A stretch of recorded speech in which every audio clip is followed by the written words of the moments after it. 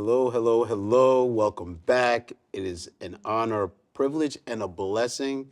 By now, you have made it through half of our season, and we're excited about today. Right now, leaders, I have some amazing guests that are with me. I think today's topic, we're going to talk about leading without a title. So, with that being said, let's get into introducing our guests and continue our conversation. Sounds good. Good morning. My name is Imani Solan. So happy to be here with you guys. I am a manager of account management in the financial services industry. I'm a 2019 graduate of the University of Pennsylvania. Oh, UPenn grad. All right. Hi, my name is Jayda Yizar. I am a part-time pizza maker, full-time PhD student. Graduated from Seton Hall University in 2019 with my bachelor's, 2021 with my master's, and hopefully in 2027 with my PhD. Not hopefully. Yes, Thank you. I will graduate. Thank you. We have to speak it into existence. Yeah, we will. Yes, we will. We've known each other long enough. You already know how I feel. Too long, to Okay. be honest. Okay. All But right. I hope our friendship continues to grow. I hope so too. I hope so too. We started off with leading without a title. You know, I find it very interesting, excuse me, that throughout my career journey, I always laughed when I've been pretty much appointed to quite a few roles. And you get around the room and you introduce yourself. And everyone always starts off with the title. And I'm sitting here like, okay, well, I start off with my name because that's what I was born with. I will have it with or without the title. You know what I'm saying? So titles are important. Yes, I understand. But how do we navigate our careers with or without a title? That's the question for you guys right now. So for me, I really like what you touched on in terms of the identity piece. So leading first with who you are and not a title that's been given to you, because you're bringing your values and your character into whatever space it is that you're, a part of. And I think how that shows up for me is I know that I'm someone who delivers and executes well. So whether I'm just, a small part of a team and not the overall leader, I'm going to own and deliver well and lead my deliverable, my work stream. Yes. So that, from the execution of my small piece of it, I'm then further entrusted with more and more responsibility until I am the leader of, the overall effort. I think. Okay, all right. Yes. And to piggyback off of Imani, I think for me, leading without a title is kind of strange because when you're in higher education, everybody starts with like a doctor this or this and that, or I'm so-and-so and I'm the head of that and that. So I feel like I do it sometimes only to kind of fit into the situation. But then at the same time, I'll just say like, I'm Jayda, I'm a student here, or I'm Jayda, I just work here. So sometimes I just lead without the title to just show them that I still have the qualities. Hopefully when I get the title that won't take away from like, oh, I'm too smart or I'm too this or I'm too that. I'm still qualified to do the work. Okay, all right. I like that. Definitely respect that. Definitely respect that. Did you want to add something, Jay? Yeah, I was just going to say to Imani? the point Sorry. of like when you get the official title, I feel like if you show those characteristics like all along the way, it feels more authentic. It's not like Yes. you're just putting on these airs now that you've got it. So Yeah. I would like how you touched on that progression. Thanks. So, not to date myself, but being that I have been in my career journey for quite some time, for you two, do you have any examples where you actually had to, do a few things that were job related, or just you weren't in the title, but it was the responsibility of that specific role? Yeah, I think for me, an example that comes to mind was when I was first starting out in my career in my associate analyst position. So that's like level 9 out of 9, the lowest on the totem pole. I was, a month in, and my team was responsible for an app that housed our content. So I was on a research and insights team. We had all this amazing consumer insights, all these projects that we had run. And we wanted to spread it out to the rest of the organization as well as externally so that people could be aware of the work that we had done. And in this role, we had this app, and I was just there as a team member, sitting in and understanding how the team that actually owned it managed the content and got new content on there. And just as being part of the team, it wasn't necessarily sort of my responsibility to drive the direction of it. I just had assigned tasks. I was supposed to work every week, find a new piece of content, do the manual upload.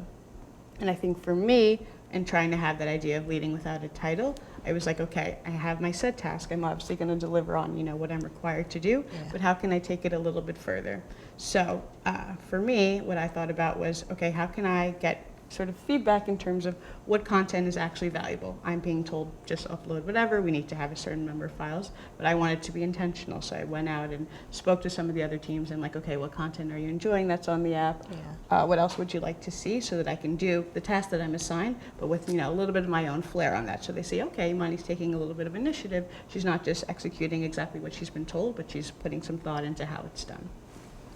Awesome, awesome. So as a follow-up though, so as you look at that example, you look at that experience, and keep in mind, the whole concept of this is to communicate to those that are coming after you.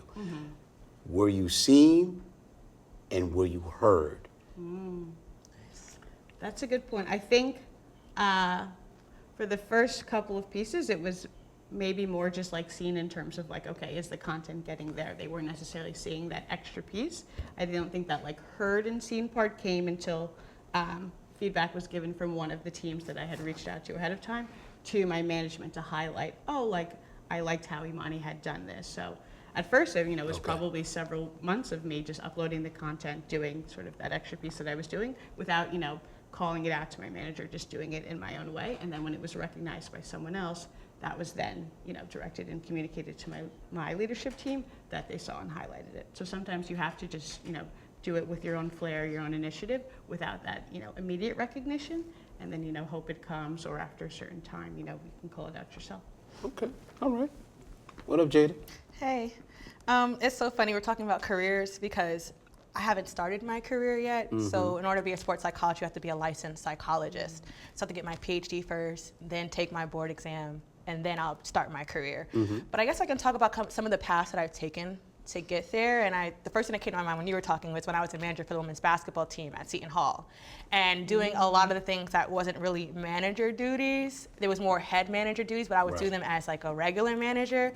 So that's like getting the meals together for the ladies, packing their suitcase in a certain way, laundry, cleaning the bottle, setting up practice, kind of just doing my own system in a sense to make it more productive for myself and for the other managers there. But that's something I thought about where I was leading without the title of head manager, but that was my passion, was to be head manager someday. And I did get the title eventually, but I had to do the work beforehand in order to get there, to show that I'm qualified enough to handle it. So you're kind of just managing, I think we had maybe 9 other managers at the time, if not more. So it's myself plus 9 other people that I have to manage in order to make sure that practice functions. And without the managers, practice really doesn't function the way it could. So that was a very fun but challenging maybe 5 years of my life at that time, juggling basketball, school, and then other responsibilities. Okay, all right. So through that process, do you feel that you were actually intentional, or did it just come natural to you? I think it was a little bit of both. When it came time for grad school, I was a little bit more intentional because I wanted to come back. But before, it was more natural. Like, I love the game of basketball. I love sports. I love helping them, especially during the pandemic was really when they needed our help. So a lot of that was more like just second nature in a sense, where that was, delivering meals to the ladies, calling them, making sure they're okay, getting, people to come in and talk to them about mental health issues, about nutrition, about finance, other things that they would need, especially during that time period. So I felt like it was a little bit of both, where it was intentional for my own selfish reasons to progress in my career, but it was also rooted in love and passion and just overall support for the ladies and the program. Gotcha. Okay. That's definitely worthwhile. Thank you. Definitely. So as you guys are, literally on your career journey, right? What type of information can you share with early career professionals, early career hires, about leadership today? I would say, I think the first thing that came to my mind was just try any and everything. I think as young as we are, we have that opportunity to kind of just explore and do different things. At one time in my college career, I was working at a swag or distribution center, and I was making phone calls to different companies, asking like, hey, do you need swag for your company? Trying to like buy sales and everything like that. That's just not my, personality. That's not what I wanted to do, but it was a great way to see if I could handle that, if I could actually network, get to know new people, step out of my comfort zone. I think it's a great way to just try to see if you can lead. Other times would be more, talking to people in your field as well to see where they are, how they got to where you are. Not necessarily you have to follow their path, but at least you know what to do and what not to do. So I think those are the 2 tips I would give emerging leaders, is to just try anything new, and then also talk to people that inspire you, that you've seen while you were growing up, that have like the same career path that you are, or have handled things differently than you did, or also going through similar things that you're going through. Awesome. I like that. I think to build on that, I'd share sort of my 2, which would be, it's never too early to start being a leader. So, you're coming in day 1, even if you're, a college hire or first intro position, they hired you for a reason and they value your voice. So that's sort of my second part, is that your voice matters. Sure. So in day 1, whether you have the title or not, execute your work with, great precision and do a good job. And know that people are looking at your track record, whether, they're coming and giving you that feedback every day, or it's just, the example and the impact that you're leaving on the people that you work with. That is, your legacy and your impact is being built. So you are, in a way, building your sort of leadership credibility from day 1. And then that your voice matters piece, and this is something that for me personally, it took a little bit longer, I think, for me to realize and really start living out. Is that you were hired for a reason. They value the education and the perspective you had. You're in these meetings, you're contributing to the team for a reason. They want to hear from you. I think a lot of times I would sit and let the folks that were a little bit more experienced, had the title, speak up. Meanwhile, I'd be sitting here the whole meeting like, okay, someone's definitely going to say the thing that I'm thinking. And then get to the end of the meeting and I'm like, oh, no one did. That was my point, to share that. And the team is probably missing out on me not sharing that experience or that thought that I had. So Very true. I think, yeah. Want to go back on 2 things, actually. Jayda first, uncomfortable, or I should say, being comfortable with being uncomfortable, stepping out of that comfort zone. Yeah. How important is that? Very important. I feel like if I didn't do that at certain points of my life, I wouldn't be where I am today. If I didn't say, hey, let's charter a chapter. Let's charter a Greek chapter. When I was a sophomore in college, really a freshman, and they didn't have deltas on campus. They did, but not the way that Seton Hall wanted to. So it was more of a sense, I had to put myself in rooms with, administrators, trying to persuade them why having a chapter here would be very important for not only the Black women on our campus, but for all students in general. So just trying to put myself out there in those environments where I could get rejected easily. No, we can't do that, or this and that. And then also talking to the women I want to be in the same sorority as, and speaking to them about what my passions are and why they should come to Seton Hall. That was an example of where I was I had to be comfortable with being uncomfortable, and also being okay with getting a no. And sometimes when people tell me no, I say, well, if you can't help me, then who can I go to that can help me next? Because I feel like no is not a roadblock. It's more just like an obstacle in the way. You just have to go around it and find another example. And then once you've exhausted it all, then if the answer is no, then that's when you pivot a different direction and then try to continue to see if your dream can come true with just a different direction or a different purpose. Okay. All right. Like the way you subtly slipped that sorority thing in there. Okay. You asked for an example. That was the best one. Appreciate you. Appreciate You're you. welcome. Thank you. Imani, knowing your value. Yeah. Talk to me. Very critical. I think myself as a Black woman, it maybe took a little longer for me to sort of get there.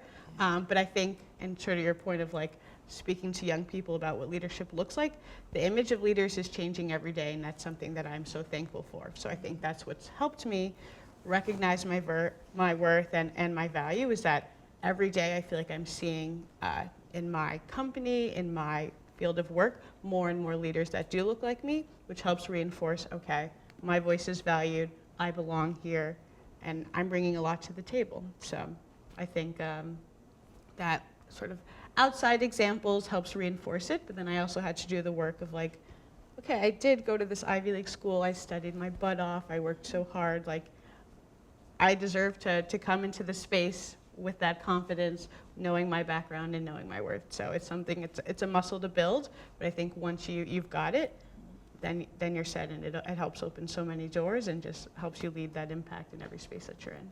So, awesome. I have a follow-up, but before I even do that one, because what you guys just, broke down, it was just, I just thought of something real quick. How are you guys passing this on to those that are coming after you? Conversations. So intentional with, Intentional. Like there's times where I do, like if I'm about to go back to Greek life real quick, because Yes, ma'am. as we know, we're all Greek on It's this a- channel. Yeah. You have to have a certain, like you could be my friend, but if I don't feel like you're fit for my sorority, I'm not gonna, give you that letter or recommend you. But there's been women on my campus where I'm like, who's that? Let me go talk. I need to go talk to her. I need to go see what she's about, see why I can help her, see what I can do for her. And a prime example is there's a young woman who's adult now, and she's an Eastern Regional representative, and she's my NEO. And it was a simple conversation I had with her sophomore year, like, we need to talk. We need to sit down and have a conversation through lunch or come to my office real quick. I need to know who you are. I need to know what you're about, because I can see the passion that you have. I can see where you're going. I think you're going to be a phenomenal person. But I do think you need a little bit more guidance of somebody a little bit more older, maybe not experienced as where she's trying to go, but that can just be a guiding light for her. So I think it's, again, an intentional conversation, seeking out people that you see potential in and then feeding that into them. Because sometimes that's all you need. Somebody to say, hey, I see you, I see your potential, and let me let you know that it's there and give you that extra push to get it done. awesome. I Okay. think mine is very similar to yours in terms of being intentional, in terms of passing it forward. So I'm the product and the beneficiary of so many strong women, great mentors that have poured into me. Very true. So I have to turn around and then pour that into others. Yeah. So if I think of a work example, I started at my company as an intern, so I'm very passionate about connecting with interns. I'm part of the hiring process. I make sure that I'm there from day one as they're even choosing which schools they look at, helping them expand where they go to for their talent pool, part of the hiring process, so that if someone that is maybe a little nervous and comes across a little bit shy but has great answers, that they don't get just discarded to the wayside because of that, giving a little bit of that cultural competency to help the other reviewers understand and not sort of miss out on great talent. And then once they're here at my company, meeting with them every summer. That's like what I look forward to every summer, is that I host a lunch with the fellow interns and just give them the little tips and tricks that I had to either learn the hard way or that I got passed down to me from other mentors, so that I'm very intentionally, lifting others as I'm climbing, because I want to look back and, all the spaces be more diverse and, folks be as successful as I continue to grow. Okay, so that's all talent and acquisition, right? How do you prepare, or at least attempt to prepare, those that are about to come out of college, or those that are still trying to navigate what they're trying to do, still trying to find themselves? What is talent and acquisition? What are they looking for? So I think for me, and what I've realized and what I always instill when I talk to students, because I do a good bit with folks in college, but also I'm part of the Penn interview process. So I talk to high school seniors and help them sort of even at an earlier stage think about how they're crafting their narrative when going into college and then eventually career. So I feel like it's that intellectual curiosity. That's sort of the word that pops into my mind in terms of what folks are looking for at both stages. It's just that willingness to learn, demonstrating that you have a passion and that you've taken steps to advance it and to grow your skill set in that area. No company expects you to come in day one and know all of the answers or the technical requirements, but they just want to see that you're hungry, willing to learn, and that if they invest in you in terms of the trainings and skills that they give you to learn the day-to-day job, that's gonna produce fruit and bear fruit in terms of your production, because you have that willingness to grow and learn and execute. Okay, all right. Was for me, I thought that was a talent, a career.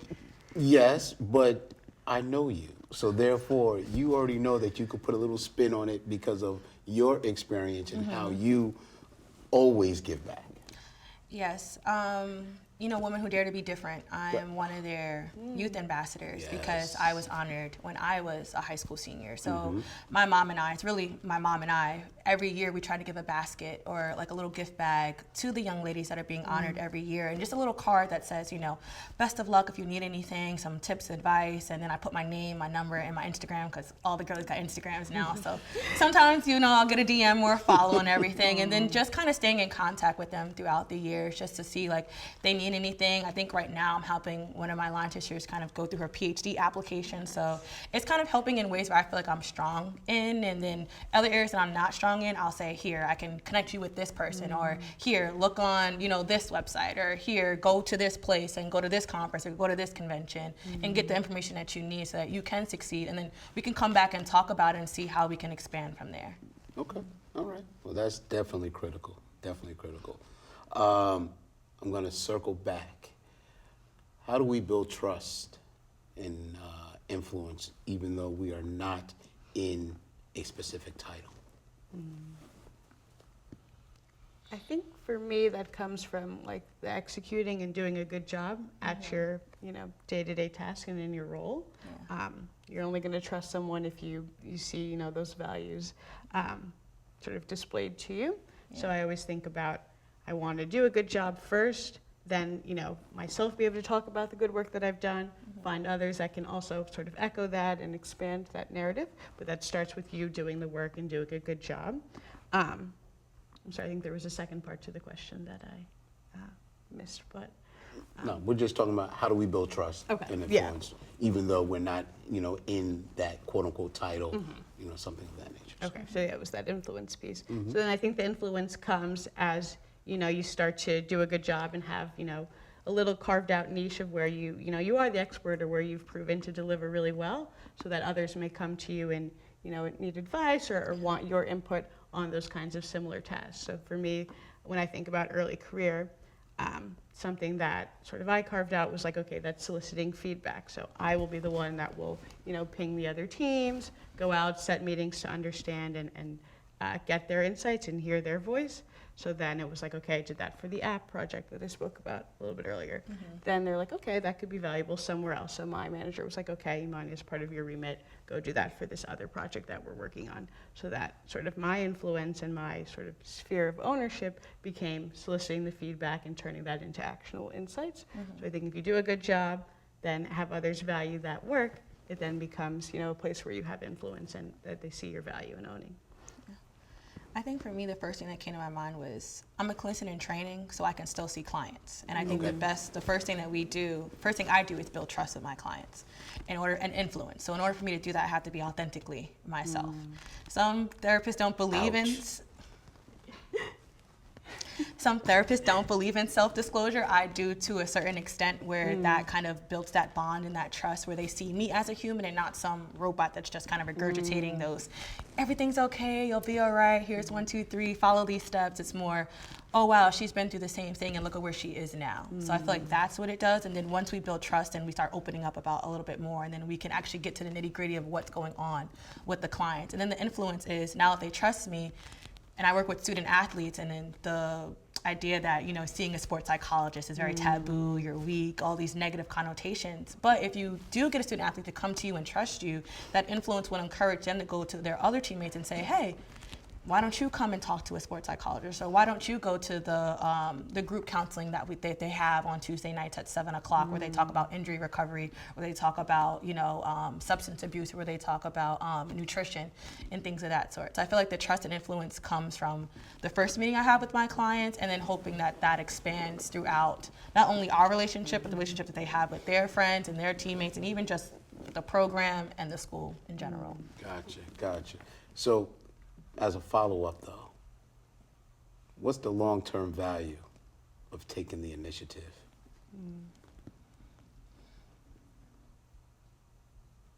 That's a good question.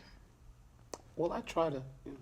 That's a good question. So you're doing really good so far. Every once in a while. Every once in a while, I'll give you your kudos. I can take a stab at it. Yes. I think for me, the long-term value is that you're sort of seen as a go-getter. A lot of times, sort of in the corporate world, to be considered for that next role, you need to almost already be performing at that level. Yeah. So the value of taking the initiative is, okay, you're demonstrating while you might be, associate analyst, lowest at the totem pole, you're executing on your work and displaying traits of an analyst already. So when you take that initiative, you show that, okay, you don't have to just sit there and wait for tasks. You're going to identify needs on your team, needs in the business, and go out and, make a start, a recommendation. You don't have to necessarily go off and do work that's not in your own remit, but if you have a perspective and you're taking the initiative to think about, okay, what would be a good next move, and you relay that to your manager, then you're at least showing that, okay, this is someone that is on the right path. Let me help support them, promote them to that next level. So I think when you take that initiative, I think also makes the day-to-day job a little bit more interesting if you're thinking of like what's next, but it shows that you're capable to go to the next level. Yes. And to piggyback off, the first thing that came to my mind was, don't do what I do, but I've been at Seton Hall for 10 years now. Since 2015. So in September, now it's actually 10 years. So right. Yes, but it's come with, degrees, certificates, a lot of good things. And I feel like being there for so long and just taking that initiative to stay there and to really build connection and build network allowed me to go to Liverpool for 5 weeks for free. Wow. As a study abroad student. Come on. And it just happened with a simple conversation, sitting at the front desk of the dean's office, and one of the professors came in and she said, and I just said, hi, I really like your work. I would love to talk to you more, because she was a sports writer at the time. Okay. And I'm big on sports. I just wanted to, get to know her more. And she said, okay, and that conversation turned into her recommending me for the program to go study abroad at Liverpool Hope University, which happened in my first year of my program. So just off of that, just saying hello, having conversation, just taking that initiative to get to know people in your circle and I didn't expect her to offer me anything like that. I didn't know the opportunity was available. It's just something that she saw in me and said, hey, I think she's a good candidate for her. And then I got an email a day later, and it happened within 2 weeks. So I think that's a good example of taking the initiative and not staying too long at one place, but making sure if you do stay long at one place that you get all that you can from that one place. I'm begging Seton Hall to build a statue of me one day, which I think will be in the making sooner rather than later. I'm pretty sure you are leaving your mark there. Yes, so definitely. I guess, yes, leave your legacy where you go, and make sure that you do all that you can again. That you kind of, I don't want to say absorb all the resources, but make sure you're taking as much as you're giving. Gotcha. In a previous role I had many moons ago, I would always ask the young students if they were attending the alumni chapter meetings, right? And they would say no. I'm like, wow, that's interesting. It's only once a month, but I said, in order for you to get to where you're trying to go, you need to be with the people that are already there.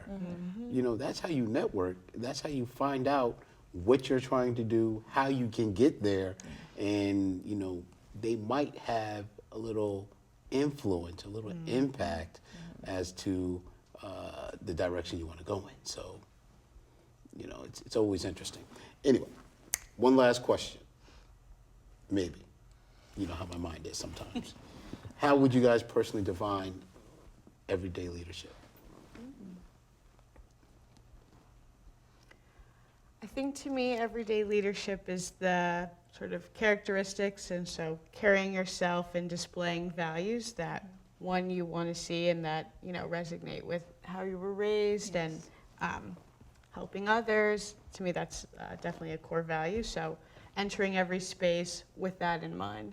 And I think the sort of everyday piece of it, to me, in my mind, cues like doing it when no one's watching. Like whether you're intentionally in a space where you've got the title and you're being hailed a leader, or if you're just having a regular interaction, having those characteristics that you want to portray, that you want to be known as, and using that in every space, in every interaction. Because to your point, you never know if you're, talking to the dean who has this great opportunity that could, help fuel you. Yes. If you're just, like it sounded like from your example, you're just being authentic, asking about something that you're interested in. It's having that presence and bringing that sort of expertise in every space that you're in, so that should those opportunities come up, or just so that you can have positive interaction. Yeah. I think the quote that comes to my mind is, make tomorrow you happy about what you did today. So. Oh, no, repeat that? So make tomorrow's you happy about what you did today. So it's like setting the standard for today, so that when you go into tomorrow, when you look back at what you did the day before, or the week before, or the month before, you're happy of all that you've done. So I think it's small little acts, just like she said, when nobody's looking, you know, giving $1 to a homeless person. It's something as small as that to something as big as running a program through your alumni chapter, or putting together a program for a non-for-profit organization. So it can start as something that's so small, something that's so big, but whatever I do, I try to make sure that I'm proud of what I did the next day. That when I look back on it, and someone says, what did you do yesterday? I can say I did this, this, this, and this, and not go, or not hide what I did because I'm ashamed of what I did. So I try to always do something good every day, whether it's something so small or something so big, so that I feel good about myself, but also just feel good in general that I've helped somebody or helped a lot of people within their day-to-day life. No, that is actually a very important character and a practice that we all should actually embrace. I know we're not perfect, but if we take the opportunity to make a positive difference in someone else's life, that is, I believe that is the meaning of life. Yeah. You know, so that's awesome. Well, thank you. I want to take this time to say thank you. This is actually part one. We're going to do a part two because I just thought a whole series of questions. Nice. Doing what I do best. The mind is always working here. That's great. But thank you for this first episode with you guys, with Right Now Leaders, because at the end of the day, you guys are leading. You're leading by example. You're leading with character. You're leading with integrity. And it's just a proud moment for me to have you here with us. And thank you. You're welcome. Ladies and gentlemen, this is impactful for me. So I just have to share that. Hopefully, prayerfully, you will have an opportunity to see some of our episodes. Definitely like, comment, share, but most importantly, subscribe, because this movement is taking off. Yes, it is. And you're a part of it. And we are definitely going to make an impact. So, see you in a few minutes. Hasta la pasta.